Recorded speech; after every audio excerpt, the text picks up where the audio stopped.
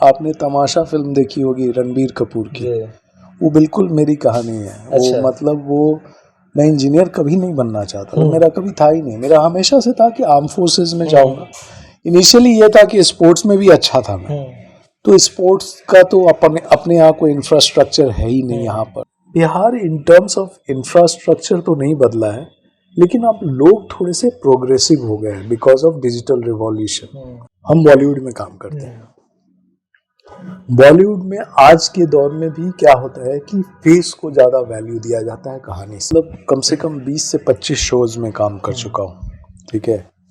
और वो मतलब शुरुआत तो पहला केबीसी था जी। फिर केबीसी था, उसके साथ मैं एक कमजोर कड़ी कौन आया था कुछ दिन के लिए, फिर मास्टरमाइंड इंडिया था बीबीसी वर्ल्ड के लिए। तीनों शो तो मैंने सिद्धार्थ बासु के साथ काम। नमस्कार, मैं हूं आपके साथ सरफराज आलम। देखिए, इस वक्त खास बातचीत के लिए हमारे साथ मौजूद है सहरसा के रहने वाले और मुंबई जैसे बड़े शहरों में जाकर फिल्मी दुनिया में धाक जमाने वाले नीरज मिश्रा। आपको हम बता दें कि नीरज मिश्रा जी की एक फिल्म है समानांतर फिल्म, और मैथिली फिल्म पर ये फिल्म जो है वो आधारित है। राष्ट्रपति पुरस्कार भी मिल चुका है। इस वक्त हमारे साथ खास बातचीत के लिए मौजूद है। सर, कितने दिन बाद सहरसा आए हैं और कैसा लग रहा है? सहरसा तो मैं आता रहता हूँ जी। लास्ट आई थिंक मार्च में आया था, जब बिहार दिवस हुआ था तो वहाँ भी फिल्म स्क्रीन हुई थी, तो उस दौरान मैं सहरसा आते रहता हूँ। तो ज़्यादा वक्त नहीं हुआ है, मतलब 6-7 महीने। बहुत अच्छा लग रहा है। कैसे सर पहुंच गए फिल्मी दुनिया में? कहाँ फिल्मी दुनिया में पहुंचने का तो वो तो एक इत्तेफाक था जी। कोई प्लान नहीं था कि फिल्मी दुनिया में जाएंगे। बट जब मैं कॉम्पिटिटिव एग्ज़ाम्स की तैयारी कर रहा था और उस समय मेरा थर्ड वो मैं CDSE का इंटरव्यू था, तो वो उसमें रिजेक्ट हो गया मैं। तीसरे इंटरव्यू तब, मतलब लगातार 3 इंटरव्यू में रिजेक्ट हुआ। उसके बाद उस समय सिद्धार्थ बासु जो हैं, जो क्विज मास्टर हैं, वो दिल्ली में ही हैं, उनका ऑफिस दिल्ली बेस्ड ही था। तो वहाँ पर मेरे एक सीनियर वहाँ ज्वाइन किया, फिर उनके साथ हम लोगों ने भी ज्वाइन कर लिया। तो वहाँ केबीसी जो सब शुरू हुआ था, जो पहला सीजन था, तो वहाँ से करियर इत्तेफाक से शुरू हुआ मीडिया लाइन में। और फिर उसके बाद मतलब कौन बनेगा करोड़पति से वो एपिसोड से मतलब पहला फर्स्ट सीजन जो पहला जो आया था 2000 में, वहाँ से शुरुआत हुई थी। फिर उसके बाद ये, और उसमें भी क्या था कि वो क्विज शो है तो उसमें क्वेश्चन आंसर्स होते थे। तो एक तरह से जो आपका कॉम्पिटिटिव बैकग्राउंड था वो कहीं ना कहीं उस उतने प्रिपरेशन उतना सब कुछ के बाद वो चीज़ हेल्प किया। तो जिस दिन हमने मतलब इंटरव्यू के लिए गए थे, उन्होंने कहा कि अभी से ज्वाइन कर लो। अच्छा। तो बस वहीं से ज्वाइन कर लिया, फिर शुरू हो गया। फिर इंजीनियर सर बनने की इच्छा रखते थे, लेकिन फिल्मी दुनिया में चले गए। इंजीनियर नहीं, इंजीनियर तो घर वालों का वो अच्छा, था कि वो बन जाओ। वो जो आपने तमाशा फिल्म देखी होगी रणबीर कपूर की, वो बिल्कुल मेरी कहानी है। अच्छा। वो मतलब वो मैं इंजीनियर कभी नहीं बनना चाहता था, मेरा कभी था ही नहीं। मेरा हमेशा से था कि आर्म फोर्सेस में जाऊंगा। इनिशियली ये था कि स्पोर्ट्स में भी अच्छा था मैं, तो स्पोर्ट्स का तो अपने अपने यहाँ कोई इंफ्रास्ट्रक्चर है ही नहीं यहाँ पर। हरियाणा पंजाब पहले स्पोर्ट्स का गढ़ माना जाता था, और यहाँ तो बिकॉज बीइंग ओनली सन, तो फैमिली बहुत प्रोटेक्टिव थी, तो कहीं भी जाने भी नहीं देती थी। तो स्पोर्ट्स पहला पहली मोहब्बत थी। लेकिन उसके बाद it shifted to arm forces, and फिर उसके बाद चलते चलते यहाँ पहुँच गए मीडिया में। तो फिल्मी हैंगओवर था जीवन में, फिल्मी हैंगओवर बहुत था कि हम लोग बच्चन साहब की फिल्म देख करके बड़े हुए, ठीक है। तो और 70s 80s में तो बच्चन साहब एक बहुत ही फिनोमेना हुआ करते थे, सुपरस्टार थे उस समय। तो उनकी फिल्म देख करके बड़े हुए थे, तो वो फिल्मी हैंगओवर तो था। पहले तो सिंगल थिएटर का भी क्रेज़ था, ये मल्टीप्लेक्स कल्चर नहीं था। तो सिंगल थिएटर में जाके फिल्म देखना, फर्स्ट डे फर्स्ट शो का क्रेज होता था। टिकट जो पहला लेकर के आता था उसको बहुत, मतलब वो विनर की तरफ फील करता था कि अरे इसको टिकट मिल गया फर्स्ट शो का, फर्स्ट डे फर्स्ट शो का। तो वो उस माहौल से, तो वो माहौल था फिल्म में। सब हम लोग घर में, हमारी जॉइंट फैमिली थी, तो वो एक हैंगओवर था, बट कभी सोचा नहीं था कि इस फील्ड में जाएंगे। कहानी भी कहते थे, लिखते थे, पापा भी लिखते हैं मेरे, वो भी पोएट हैं, शॉर्ट स्टोरीज भी लिखते हैं। इस फिल्म में भी उन्होंने लिखा भी है और एक्टिंग भी किया है। तो वो एक था, लेकिन कभी ये नहीं सोचे थे क्योंकि बहुत अलग दुनिया है वो और बहुत दूर है। कभी सोचा नहीं था, कभी कोई फिल्म स्कूल नहीं हम कभी गए।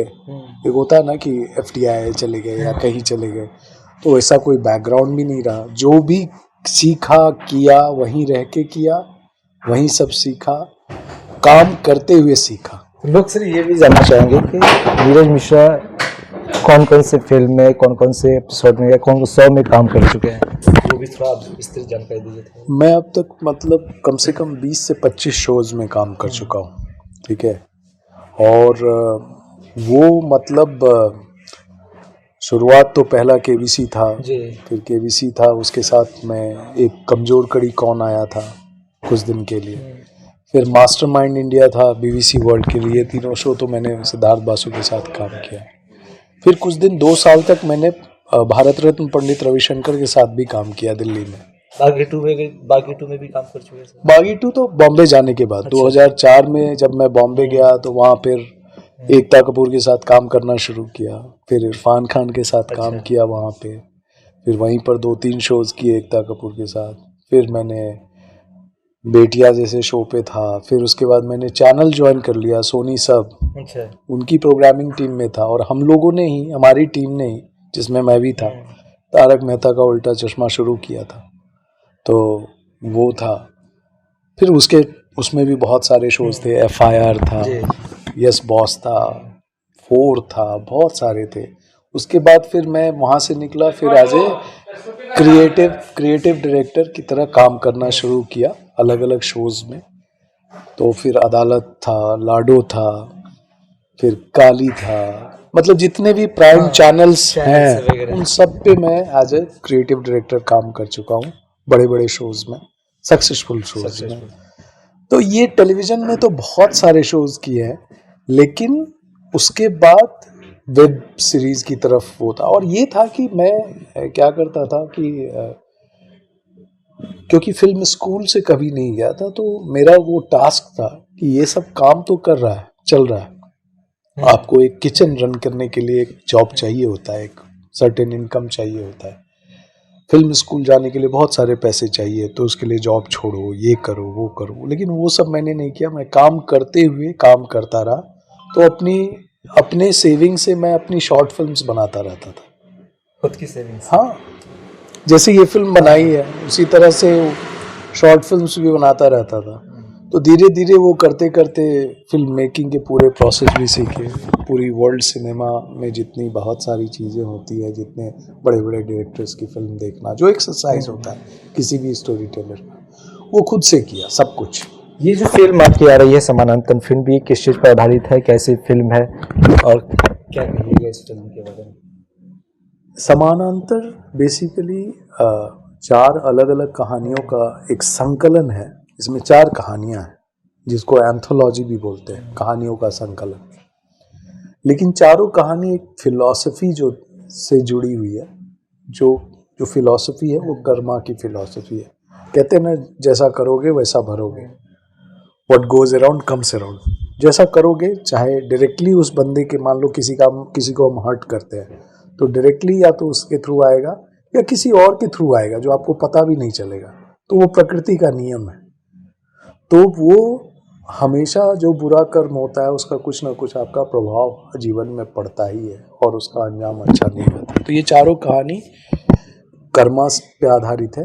एट द सेम टाइम चारों कहानी में जो समाज की कुछ कुछ इश्यूज हैं उसको भी हाईलाइट करने की कोशिश की गई। जैसे एक इश्यूज है चाइल्ड अब्यूज़ की, ठीक है। एक इशू है जैसे एक्सट्रीम सेल्फिशनेस की, जहाँ पर आप अपने पराये को भूल जाते हो और इस हद तक चले जाते हो कि आपको वो भेद पता भाई भाई का नहीं, बाप बेटा का नहीं। तो एक वो इशू है। एक इशू है एक्सट्रीम एंगर का, जैसे अपने शहर में देखते हो लोग अलग ही ईगो में रहते हैं। जहां भी कोई दिखता है ना तो लगता है कि उसको अपने एंगर से दबाने की कोशिश करते हैं। किस बात का एंगर पता नहीं, तो वो अपनी एक दुनिया बना लेते हैं, उस दुनिया में घूमते रहते हैं और भूल जाते हैं कि जब उनको रियलिटी हिट करती है तो उनके पास लौटने का कोई रास्ता नहीं होता। एक कहानी इस तरह से अलग अलग 4 कहानियां हैं। तो इंटरेस्टिंग फिल्म है। कब टीजर सर आएगी ये फिल्म? देखो क्या होता है कि हम बॉलीवुड में काम करते हैं। बॉलीवुड में आज के दौर में भी क्या होता है कि फेस को ज्यादा वैल्यू दिया जाता है कहानी से। दो हमारी कहानी में सारे नए फेस हैं। कुंदन ने भी काम किया है इस फिल्म में, एज बतौर एक्टर भी काम किया है और बतौर प्रोडक्शन और लोकेशन सुपरवाइज भी किया है, सब कुछ किया है। मतलब हम लोग सब कुछ, सब इंसान सब कुछ कर रहे थे। ये गुरिल्ला फिल्म मेकिंग था। तो लोग बॉम्बे में इसको कहते हैं कि दिस इज योर लगान मोमेंट। जैसे लगान में एक मोमेंट जो एक छोटी सी टीम को इकट्ठा करके आपने बनाई। तो अब क्या है कि इसमें सारे नए फेस है, तो नए फेसेस को बेचना बहुत मुश्किल होता है। अब चूंकि नेशनल अवार्ड मिला है तो एक सर्टेन मोमेंटम आया है इसमें, लोग अब इसके बारे में थोड़ा सीरियस होने लगे हैं। ठीक है, तो बहुत सारे फैक्टर्स हैं। ये फिल्म आज अगर आपको एक नॉर्मल फिल्म रिलीज करनी है, मान लो कि आपको 100 थिएटर में फिल्म रिलीज करनी है, तो उसके लिए कम से कम 30 से 40 लाख रुपए के खर्च होते हैं। ठीक है, ये शायद लोगों को पता नहीं होता है। तो लोग पूछते हैं कहाँ रिलीज कर रहे, कब कर रहे। अरे it's not that easy. Film making बनाया, बट आपको उसके लिए भी एक सर्टेन अमाउंट चाहिए जहाँ पर आपको रिलीज करना पड़ेगा। और since I am an independent film maker, मैंने अपने पैसे से ये फिल्म बनाई है, तो ये फिल्म बनाई है तो फिर उसको जो बेचने की प्रक्रिया है वो भी मुझे ही सब कुछ। नॉर्मली क्या होता है, बड़े बड़े स्टूडियो होते हैं, बड़ा बड़ा सेटअप होता है, चलो इसका काम बेचना, इसका काम ये करना, इसका काम पेमेंट करना, ये सारा कुछ मैं खुद कर रहा हूँ। तो इसलिए थोड़ा सा ये, और वो कहते हैं ना कि जो पहला कोई काम होता है तो उसमें तो मुश्किलें आती हैं। तो ठीक है, सो ये फिल्म यहाँ तक पहुँचे हैं, रिलीज भी हो जाएगी, कोशिश कर रहे हैं, लगे हुए हैं, एक दिन में आप सबके सामने होगी। बिहार कितना बदला है पहले के मुताबिक? कितना बदला है बिहार?